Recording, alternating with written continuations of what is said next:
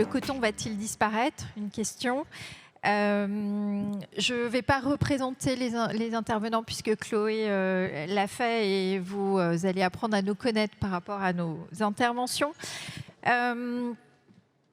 Alors le coton ne cesse d'augmenter, en tout cas dans sa culture. C'est 107 millions de tonnes en 2021-2022. En 2019, c'était 95 tonnes. Et à 2025, on prévoit 125 millions de tonnes. Donc quand on regarde les choses comme ça, on dit que le coton n'est pas prêt de disparaître. Néanmoins, 40% des sols au niveau mondial sont arides, ne peuvent plus être cultivés, donc on peut vraiment s'interroger. Alors ma première question va être pour Grégoire, qui est vraiment une personne très inspirante, de terrain. Et c'est ça qui m'intéresse parce qu'aujourd'hui, on va parler de choses très concrètes. Les diagnostics, on les connaît tous. Aujourd'hui, on est là pour être dans la réalité, ne pas faire de déni de réalité parce que c'est extrêmement démodé. Et je pense qu'on ne va pas assez vite et assez loin sur tous ces enjeux. Donc Grégoire, est-ce que tu peux nous dire... comment tu abordes cette question du coton? Selon toi, va-t-il disparaître ou pas avec ton expérience terrain aujourd'hui? Alors, merci. Tu as rappelé un certain nombre de chiffres. C'est vrai que nous, donc notre organisation, on va au plus près en fait, de ce qui se passe sur le terrain. Objectivement, si on regarde les choses, on peut se poser un certain nombre de questions. 40% des sols dans le monde sont dans une situation de dégradation, de forte dégradation. Ça, ce sont des chiffres de la FAO. Donc les agriculteurs qui plantent actuellement du coton, s'ils voient leur rendement baisser, au bout d'un moment, ils vont se poser la question. Et même l'humanité peut se poser la question, est-ce qu'on va planter du coton plutôt que des plantes vivrières? Donc il y a un véritable enjeu déjà à ce niveau-là. Et ensuite, actuellement, on est sur une culture qui dépend énormément des énergies fossiles. On voit que tous les prix sont en train d'exploser. Les engrais et autres. On n'a pas accompagné suffisamment le monde agricole à l'international pour s'adapter à ces différentes problématiques, pour s'adapter aux ravageurs, pour les aider à travailler sur leur sol. Et donc, au bout d'un moment, c'est clair que les agriculteurs peuvent se dire c'est trop compliqué. Combien de fois, moi je l'ai entendu sur le terrain, avec des fermiers qui disaient je vais arrêter le coton, c'est trop compliqué. Il se trouve que parfois, ils sont liés pour des questions d'emprunt et autres, et ça c'est une autre problématique qu'on a sur le terrain, au niveau social, mais il y a un véritable enjeu et social et environnemental sur le coton, et si on ne l'adresse pas, au bout d'un moment, en tout cas, la ressource, enfin, on aura de moins en moins de matière, et il faut en être vraiment conscient. Ouais. Alors récemment, je ne sais pas si vous l'avez lu, mais il y a un article dans le New York Times qui est sorti le 13 février qui expliquait que 50% du coton biologique qui vient d'Inde ne l'était pas. Moi, ça fait 20 ans que je suis sur ces sujets-là. Il y a encore 5 ans, personne ne voulait acheter du coton biologique et encore moins du coton bio et équitable. Maintenant, vous avez beaucoup plus de coton biologique vendu sur le terrain qui n'en est réellement cultivé. Alors, avant de passer la parole à Sophie qui va nous expliquer concrètement pourquoi c'est important d'acheter un coton bio équitable, pour toi, Grégoire, quel est le maillon faible par rapport à cet article qui est sorti ? C'est une bonne question. Déjà, j'invite vraiment tout le monde à essayer d'aller sur le terrain parce que vous allez voir la réalité terrain. Et en fait, on comprend à la fois tous les enjeux pour l'agriculteur, s'il veut être dans une logique biologique, et puis après, dans les différents maillons, tous les risques de mélange qui peuvent se passer soit au niveau de l'égraineur, soit au niveau de la filature, soit au niveau de la teinture, enfin plutôt au niveau de la filature. Donc il y a quand même énormément d'aspects dans cette chaîne d'approvisionnement ou de moments où il peut y avoir du mélange, mais pensons aussi à la matière première. Actuellement, il y a un certain nombre de certifications qui existent autour du biologique. Ces certifications, en fait, ne commencent, entre guillemets, qu'au niveau de l'égraineur. C'est-à-dire qu'elles ne vont pas aller vérifier ce qui se passe réellement dans la concession, chez le fermier, pour savoir s'il cultive selon des principes biologiques. Les certifications qui existent actuellement dans le secteur textile vont s'appuyer sur les certifications agriculture biologique qui existent dans les pays eux-mêmes. Ça veut dire quoi? Ça veut dire que vous pouvez avoir des pays dans lesquels certaines pratiques sont plus ou moins acceptées. Ça peut être des pays dans lesquels il y a un fort niveau de corruption.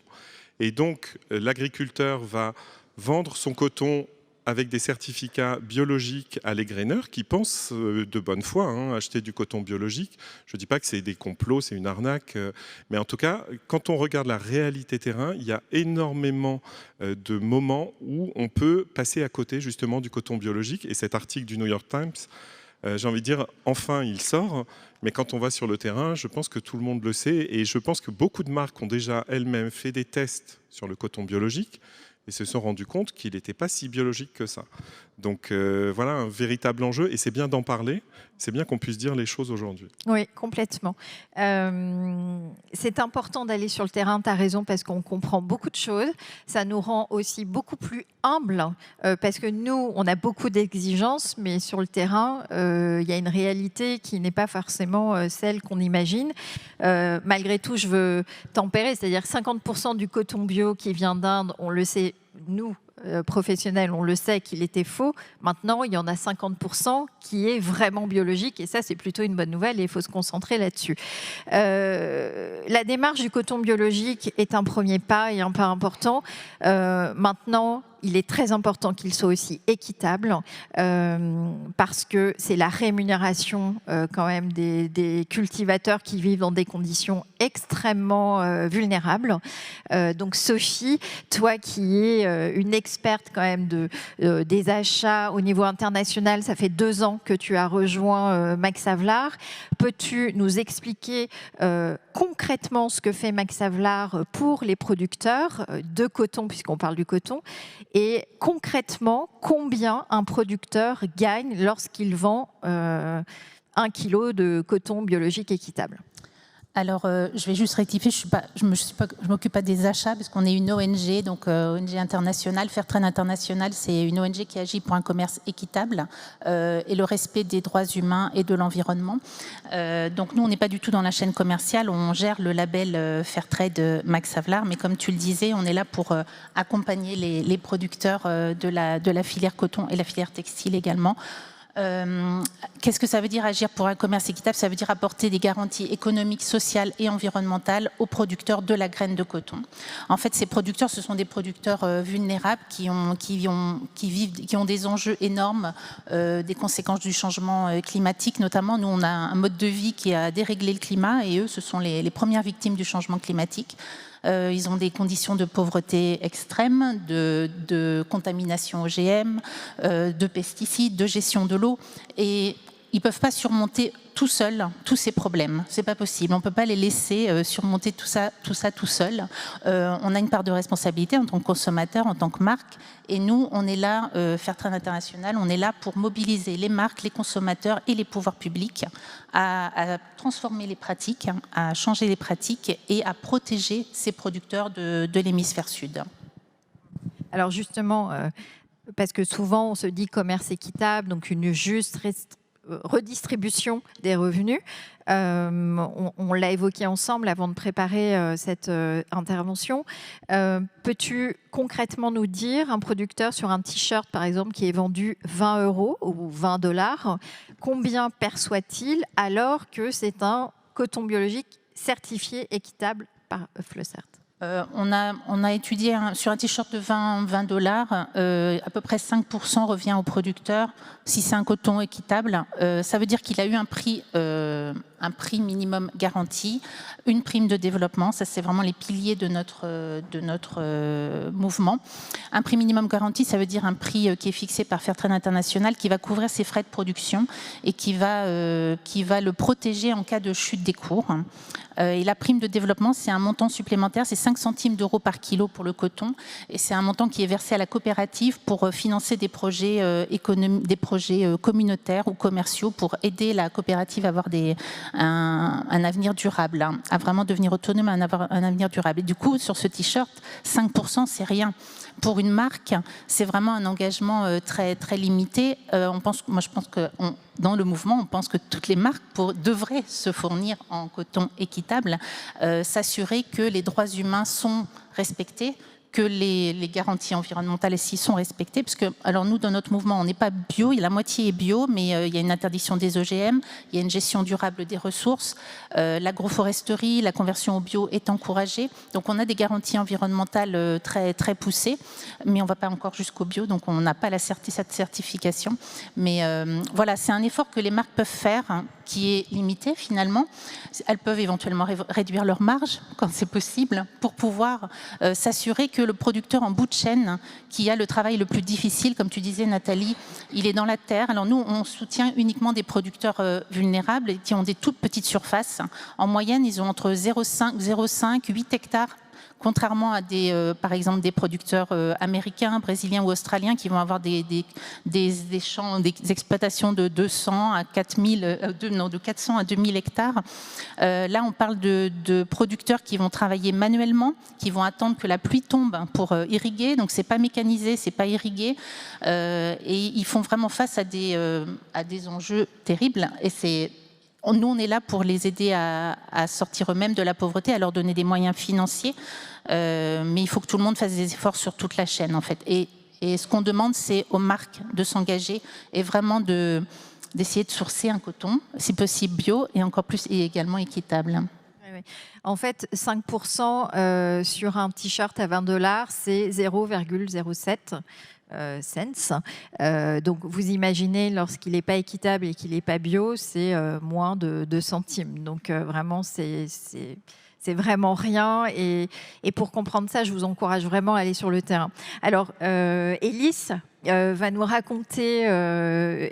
là, on est beaucoup sur l'Inde. Et donc, Élise vient du Brésil. Vous êtes brésilienne, tu es brésilienne. Tout à fait. Et créatrice. Et elle utilise un coton qui pousse naturellement coloré et qui n'a pas besoin de teinture. Et en fait, Élise, partage-nous justement qu'est-ce que veut dire l'agroécologie au Brésil. Nous expliquer aussi les forces contraires au niveau politique qui empêchent cette agriculture de se développer. Il se trouve qu'en fait, la seule raison pour laquelle je suis allée au terrain, c'est que c'était la terre de mes ancêtres, de mes grands-parents, où juste toute ma famille vit encore, 90%. Donc naturellement, comme vous pouvez imaginer, j'étais en vacances. Et une fois sur place, j'avais un projet en tête. Et ce projet, il était devenu rapidement un projet politique, et même un combat, vu que c'était plus possible une fois sur le terrain, pendant la récolte. En tout cas, j'ai grandi dans cette ère, mais je suis venue en France il y a 15 ans et j'ai travaillé dans la mode. Et j'avais même oublié, en fait, j'étais déconnectée du fait qu'un tissu, c'était une plante. En fait, j'étais déconnectée du fait qu'on était juste sur Terre, quoi. Enfin, je ne sais pas si vous avez fait ce chemin-là, mais le jour où j'ai vu un plant de coton, je me suis rappelé, en fait, que c'était une plante, qu'il fallait la cultiver, et qu'il fallait attendre même beaucoup de temps pour que ça pousse, on est d'accord? Parce que concrètement, ça va être cultivé là en avril et ça va être récolté en octobre. Donc vous imaginez que ce terrain-là, déjà, la terre, elle est déjà aride, déjà il ne pleut pas, donc déjà c'est une terre très simple, enfin je veux dire, c'est pas du tout développé comme région au Brésil, donc on vit déjà dans des conditions extrêmes. Donc oui, peut-être que le coton, il va disparaître, mais surtout dans cette région, il est vraiment voué à disparaître si on ne s'occupe pas. Et déjà parce qu'il est différent, voilà, comme vous pouvez voir, il n'est pas blanc. D'habitude, ce que l'agroculture, enfin l'agrobusiness cherche, c'est un coton blanc, pur, pour qu'il puisse effectivement cultiver et récolter une seule teinte. Nous, notre coton, il est résilient, enfin, il s'est entêté à changer de couleur, on ne savait pas pourquoi. Et à un moment donné, on a juste commencé à pousser cette couleur qui poussait différente. Ce n'est pas un croisement génétique, c'est un croisement naturel, quoique ça reste un croisement. Mais on fait la même chose pour les fleurs et pour les fruits. Si c'est bien ou pas, je ne sais pas. Mais en tout cas, les indigènes de la région du nord-est du Brésil, parce qu'en fait, la région, c'est vraiment Paraíba. C'est l'endroit où ce coton il a été découvert pendant les années 80. Les indigènes connaissaient déjà ce coton, mais manque de bol, personne ne connaissait ces indigènes. Voilà. Donc ça arrive encore dans des grands pays comme le Brésil. Et il se trouve que c'est aussi ma terre. Donc moi, je ne connaissais pas non plus ni les indigènes, ni mon coton, ni ma terre apparemment, parce que j'étais trop occupée à partir en Europe et vivre une vie complètement urbaine. Voilà. Donc tous ces changements a eu besoin, pour moi en tout cas, une fois que j'étais sur place, j'aurais pu juste rester comme cliente de cette terre et acheter du coton et acheter de la matière. Mais voilà, il aura fallu que je prenne les choses en main. Et donc, si aujourd'hui je suis là, c'est aussi pour représenter et l'association des agriculteurs qui représente aujourd'hui environ 150 familles, mais aussi représenter la personne qui s'occupe de la matière, qui s'appelle Natural Cotton Color, qui est effectivement la personne qui organise les agriculteurs, qui récoltent, qui cultivent et qui tissent sa matière. Donc voilà, en fait, je représente mon fournisseur et les agriculteurs. Et j'ai une marque. À la fin de la chaîne, je suis cliente. Voilà. Est-ce que tu connais les quantités disponibles? Est-ce que les marques pourraient s'approvisionner de ce coton? S'approvisionner en coton biologique, oui.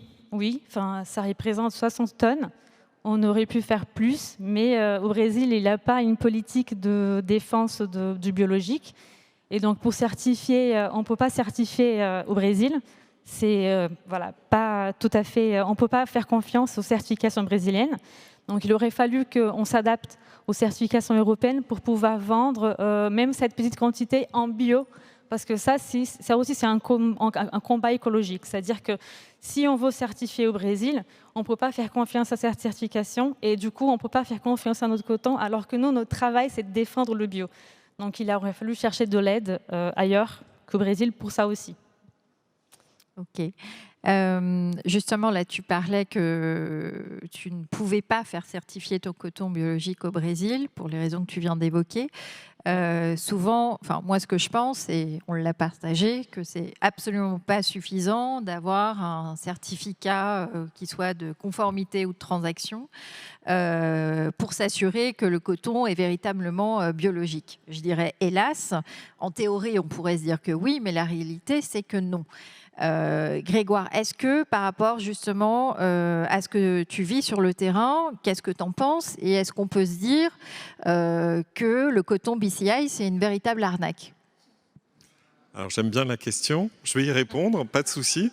Mais en fait, je crois qu'il faut se poser la question pourquoi il y a des certifications. Ces certifications, est-ce qu'elles sont là juste pour nous faire vendre ou nous faire acheter plus ou pour avoir un véritable impact sur le terrain? Et je pense qu'il faut garder cette notion d'impact.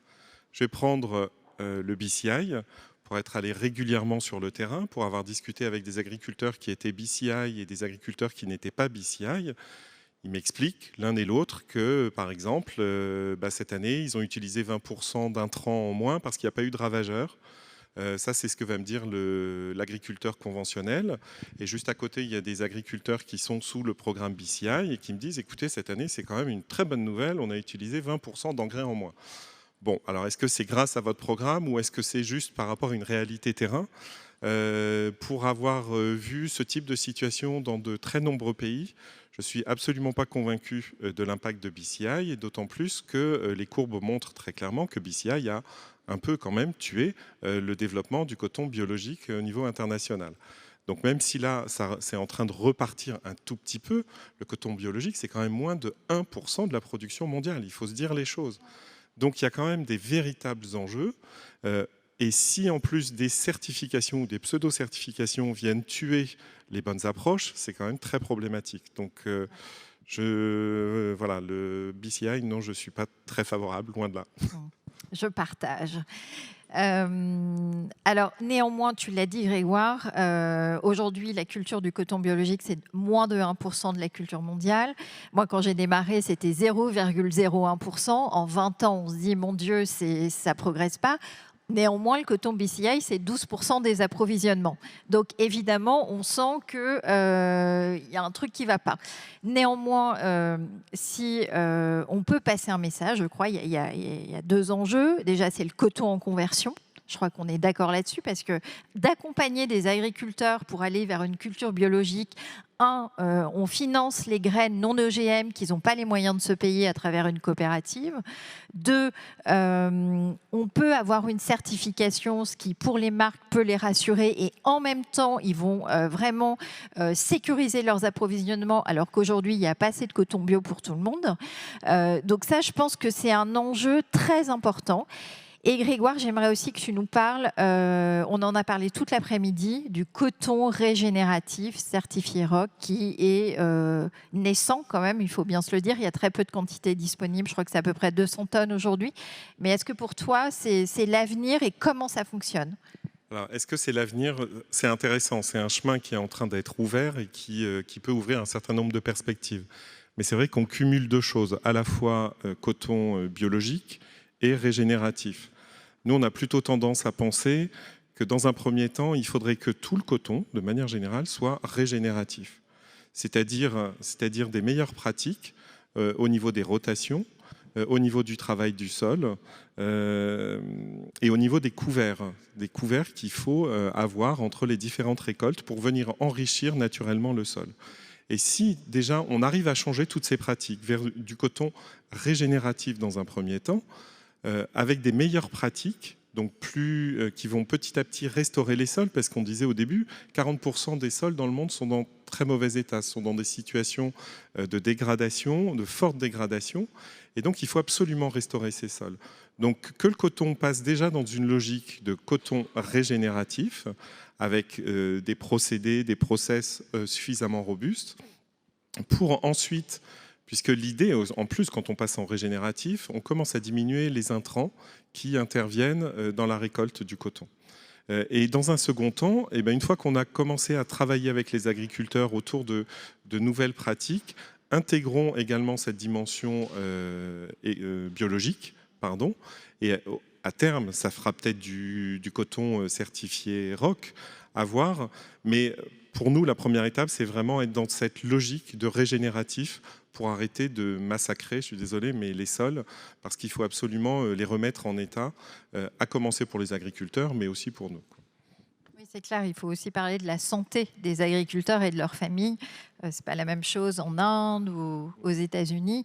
Et justement, on parlait des OGM, qui est un vrai sujet sous la soumission contractuelle des agriculteurs, avec une hérédité des dettes dans certains pays. L'un des 3 pays qui n'utilisent pas d'OGM, où c'est vraiment leur profession de foi au niveau gouvernement, c'est l'Égypte, la Tanzanie, et le 3e qui m'échappe, la Grèce évidemment, qui est le premier producteur européen. Sophie, comment vois-tu l'avenir du commerce équitable ? Moi, je suis quand même assez surprise de...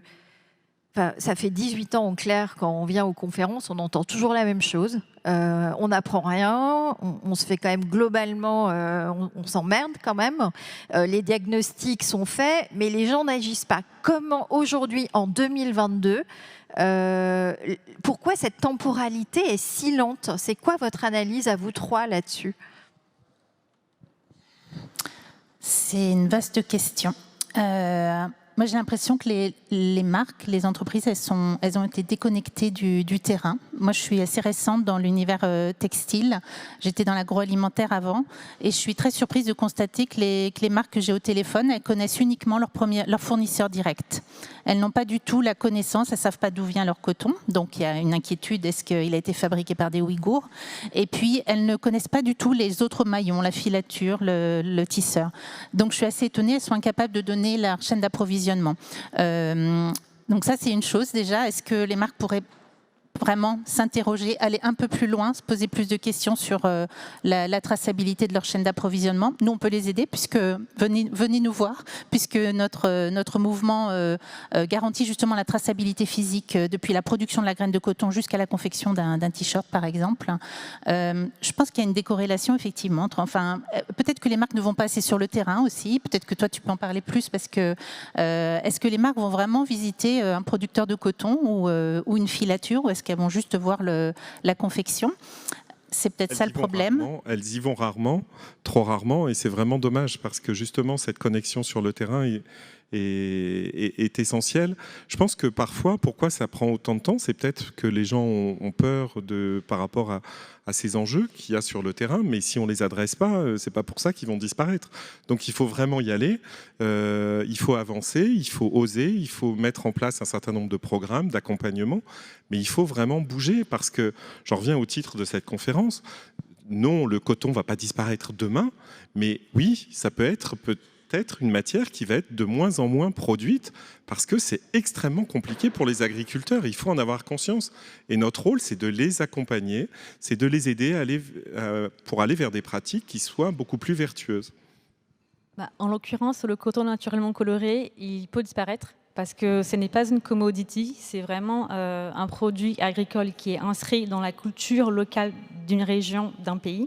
Et donc, si ces agriculteurs arrêtent aujourd'hui, ce coton, il s'arrête aussi. Donc, on peut le voir dans un musée prochainement, si personne ne cultive. Et c'est aussi une culture très, très difficile, c'est manuel, c'est dans des pays chauds, c'est très compliqué. Et il y a la santé des producteurs qui est en jeu. Et on voit que les jeunes générations, elles n'ont pas forcément envie de continuer ce que faisaient leurs parents. Donc elles sont attirées par les villes, où le travail est peut-être plus facile ou plus rémunérateur. Donc si on veut continuer à avoir du coton, c'est quand même une des matières naturelles préférées, je crois, dans le monde. Notamment avec le confinement, j'ai entendu on est très cocooning, on veut des matières douces. Bien voilà.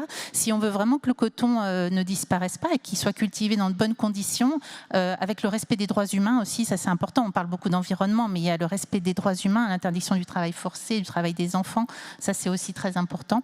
Et il faut que les marques s'engagent à, peut-être, nous on a des programmes sur le terrain, on peut sourcer par exemple un coton équitable et bio, c'est encore mieux, mais aussi on peut participer à des programmes sur le terrain. Par exemple, on a eu un programme pendant 2 ans au Tadjikistan et Kirghizistan pour accompagner des producteurs à produire, multiplier des graines de coton OGM, limiter la contamination OGM, les aider à se convertir au bio, améliorer leur rendement quand ils se convertissent au bio, parce que quand ça prend 3 ans pour se convertir au bio, les rendements diminuent, pour que ce soit rémunérateur, pour échanger les bonnes pratiques. Voilà, ça a été un programme pendant 2 ans qui a été co-géré entre une marque, un organisme comme l'AFD allemand, et puis Fairtrade International. Et ça, c'est possible aussi. Les marques peuvent essayer de travailler avec des ONG aussi, des associations sur le terrain. Il faut vraiment que tout le monde bouge.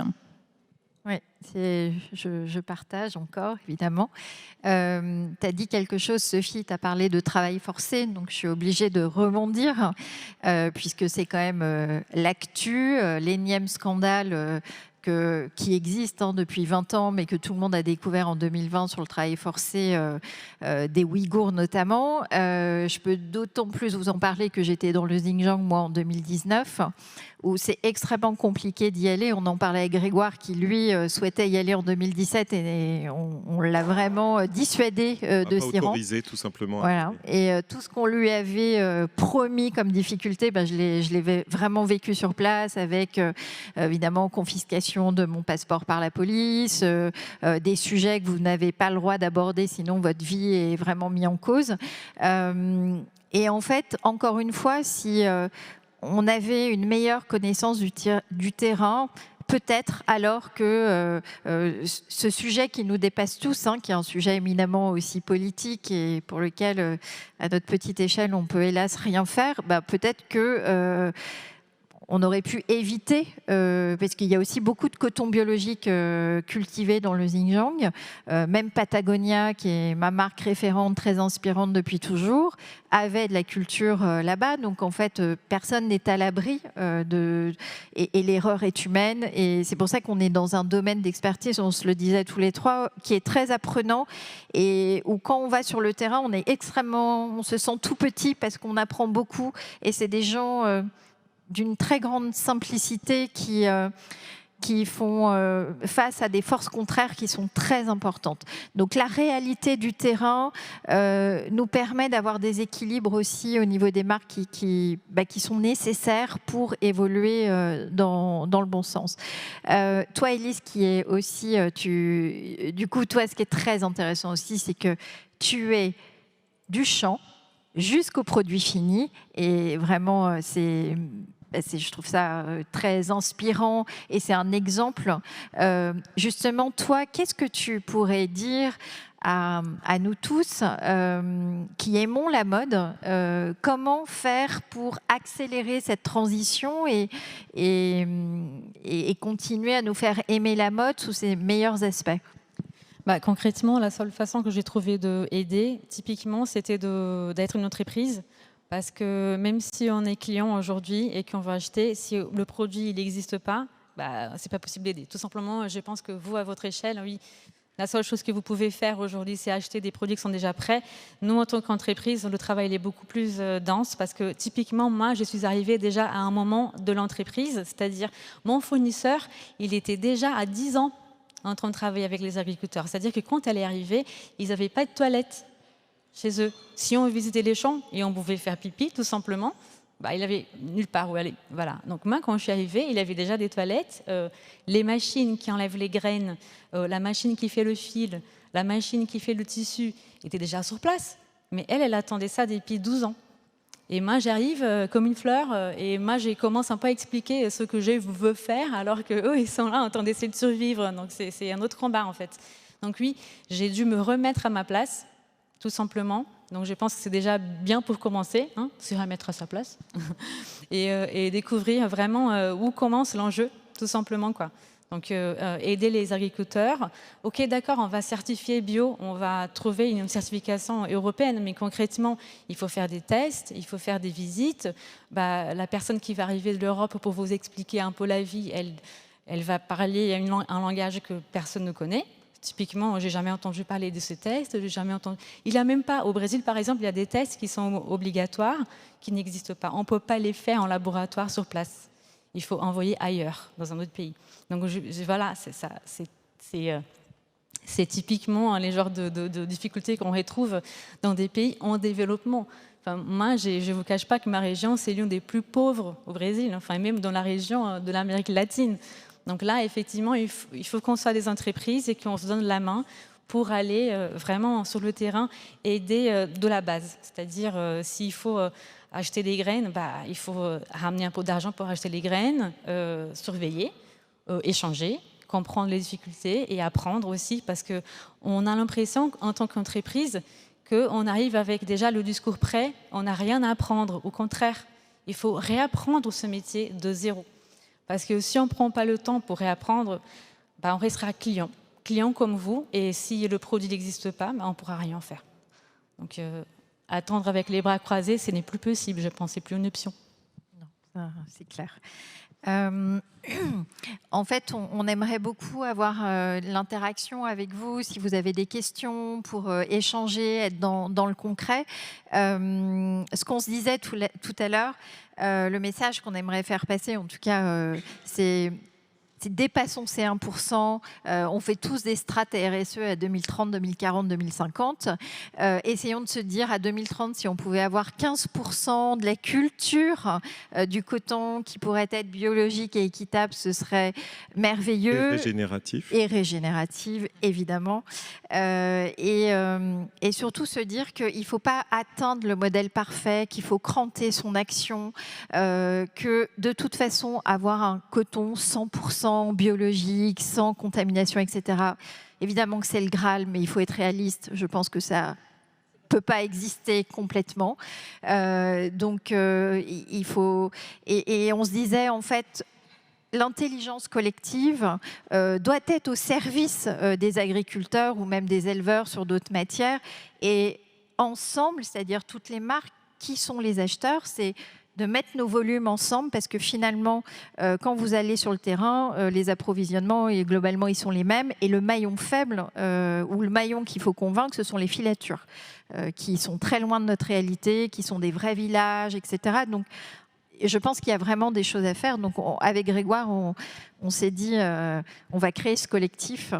Donc voilà, c'est un peu peut-être le rêve de ce soir, et il faut rêver quand même. Peut-être, avant de passer aux questions, chacun, justement, vous, c'est quoi le message le plus important qui vous tient à cœur de faire passer aujourd'hui ? moi, je pense qu'il y a un point qui est important, qui est une des bases du commerce équitable aussi, c'est que les marques, il faut qu'elles s'engagent sur le long terme aussi. Parce qu'on ne peut pas s'engager sur du spot uniquement, voilà, acheter là et puis après ailleurs. Les producteurs, ils ont besoin d'avoir une vision, d'avoir une visibilité, de s'organiser. Et ça demande du temps, de l'engagement, de l'investissement. Et il faut qu'ils sachent où ils vont. Donc, ce qui serait bien, pourquoi pas mutualiser les achats entre les marques et prévoir sur 2 ans, 3 ans. C'est hyper important si on veut avoir du coton c'est crucial. Longtemps. C'est un des aspects qu'il faut... L'une des raisons pour lesquelles on a survécu la pandémie, c'est que la plupart des achats, en tout cas avant de cultiver, c'était déjà acheté. Donc il y a des grandes marques qui achètent aujourd'hui avant de cultiver et comme ça, ils rassurent aussi une récolte moindre, on va dire. Et moi, dans les messages que j'aimerais faire passer, c'est vraiment encourager les marques. C'est très bien le travail qui peut être fait au niveau de vos fournisseurs de rang 1. C'est essentiel et j'ai envie de dire c'est un peu le minimum ou la base. Mais derrière, il y a des rangs 2, des rangs 3, des rangs 4, des rangs 5 et il y a des agriculteurs derrière qui sont là pour nous aider, pour nous nourrir, nous habiller. Pensons à ces agriculteurs, aidons-les justement à avoir des meilleures pratiques puisque les pratiques actuelles sont plutôt nocives par rapport au sol, par rapport à notre environnement, par rapport à leur propre santé. Et certes, c'est peut-être loin de votre produit final que vous allez vendre, mais c'est quand même aussi votre responsabilité et un petit peu notre responsabilité à tous. Donc essayons de trouver des solutions pour accompagner ce changement qui est vraiment plus qu'utile, parce que je redis, le coton ne disparaîtra peut-être pas, mais en tout cas, il peut se raréfier. Et ça sera encore pire pour votre business si on veut regarder ça juste sous un angle business. Donc vraiment, engagez-vous, n'ayez pas peur quelque part, parce que c'est vrai, la tâche peut paraître immense, mais au final, je pense qu'on a tous à y gagner. Oui, et j'ajouterais, pardon, la traçabilité, c'est un sujet fondamental. Et on a beaucoup parlé aujourd'hui d'analyse de cycle de vie. Et de faire une analyse de cycle de vie avec des vraies données sur la traçabilité, ça vous permet d'avoir un vrai ACV et pas uniquement sur des données secondaires qui sont par défaut. Et ça aussi, je pense que pour avoir des bilans carbone de Scope 3 réalistes, eh bien, la traçabilité, c'est le premier pas et le premier enjeu pour avoir des résultats fiables. Alors, peut-être on peut répondre à des questions. Il y a des questions. Je commence avec le premier qui a levé la main. Désolé. 3 choses. La première, c'est que le coton est fortement utilisé dans le mass market. En fait, nos acheteuses, nos chefs de produits dans le mass market ont un tableau Excel avec une dernière ligne qui s'appelle marge. Et donc, à partir de là, on va sur le tout et n'importe quoi. Et la grosse problématique aujourd'hui est là. Le deuxième, c'est attention aux sous-traitants. Je veux dire, sur une filière complète, d'autant plus sur le coton, c'est les sous-traitants la problématique. On ne connaît pas tout, on ne sait pas d'où ça vient et on ne peut pas tout suivre. Donc le sous-traitant est aussi un réel problème pour avoir un réel visuel sur la filière. La dernière, c'est en effet la traçabilité. Et là, je suis un peu surpris que des ONG qui ont tant d'argent, je ne vous citerai pas, madame, n'aient pas mis en place une traçabilité chimique qui permettrait en fait de pouvoir, à partir de là, connaître la terre et pouvoir suivre en fait d'où vient le coton qui est utilisé. Donc ça peut être intéressant, c'est de pouvoir en fait avoir une traçabilité chimique sur toutes les terres et là, on peut vraiment suivre complètement le coton ou au pire faire une traçabilité ADN à partir en fait de la sortie du coton en balle. Voilà. Et ça, c'est peut-être 2 méthodes qui peuvent être intéressantes et là, on aurait une sûreté.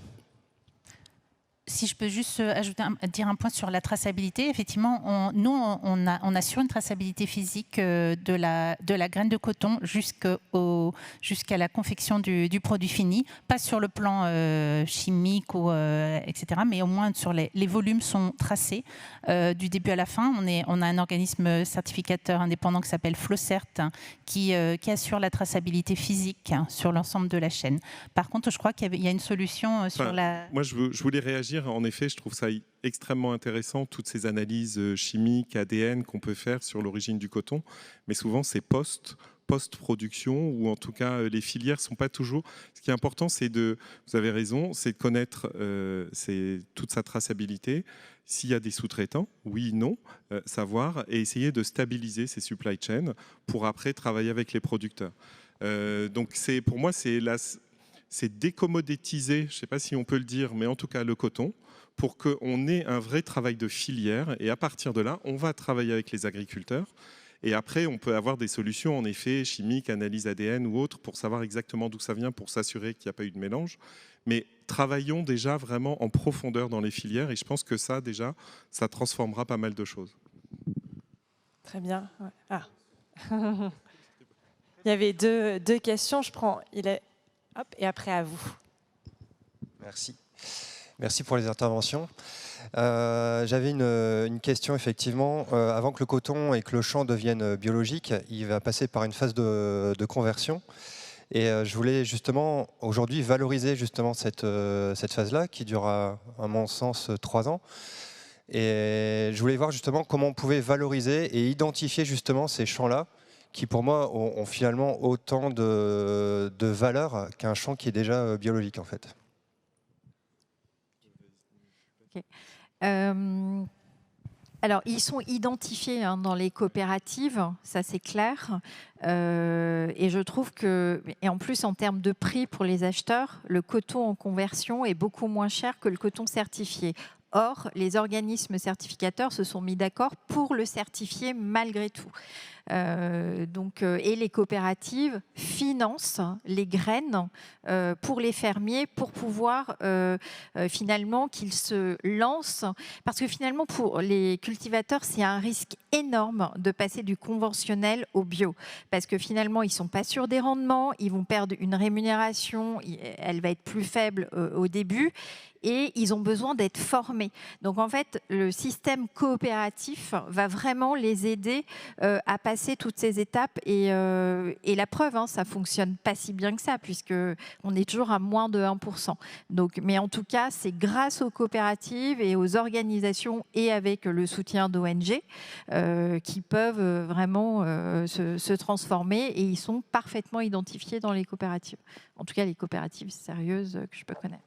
Je voulais juste rajouter le poids que ça a aussi les combats politiques, c'est-à-dire que sur place, vraiment les politiques, tout simplement, les villes, les mairies, ils auraient pu aussi rajouter de l'aide, c'est-à-dire que si chacun ramenait sa part, ça aurait pu aussi permettre à les agriculteurs d'aller plus vite et de se sentir aussi en sécurité.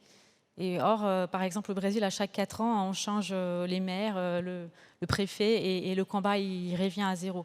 Donc ça aussi, c'est de la non-assistance, par exemple. Donc ça aurait pu aussi avoir une politique concrète et linéaire dans le fil de temps, ça pourrait aider aussi.